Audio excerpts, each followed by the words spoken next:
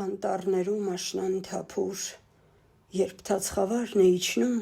երբ դաշտերում մերկ ու տխուր ցուրտ քամին է շառաչում, ամեն անգամ զգում եմ նոր զրույցն այս խեղճ պառավ մոր,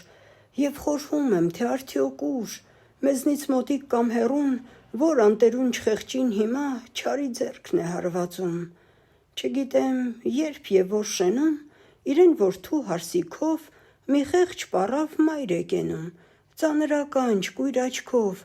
ոտու ձեռից ընկած, անճար, հաց չտայիր չէր ուզում, և որն ամբողջ նրանց համար աղոթքներ էր մրմնջում: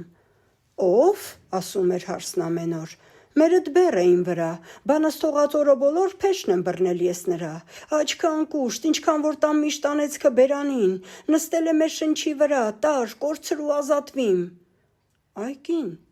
ինչ չար բան կխոսաս, մարդ էլ ծնող մորն էսպես,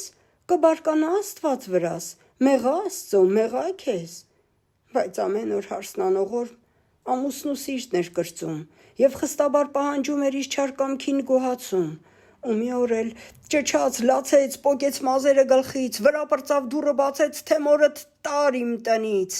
թե ոչ հիմի դուրս կթռչի ու կձենե աշխարհում, թե մարդն իրեն օր չի տալիս, թե ուրիշին է սիրում: Թշվառ մարդ էր, ճարակտրած, վերցրեց մորը պառավ, անգութ հարսի աչքի առաջ պարկը դրեց, ուսն առավ, գլուխը կոր ճամփա ընկավ, միտքը մռայլ ու խոլոր, սև ամպերից գիշերն իջավ, ճամփան մթին ու մոլոր: Ուշ գիշերին հասավ անտառ, խոր ծմակում, ծառի տակ, պարկը ձգեց, մորը անճար ձգեց անտեր ու մենակ, աշնան քամին էր հեծկլտում,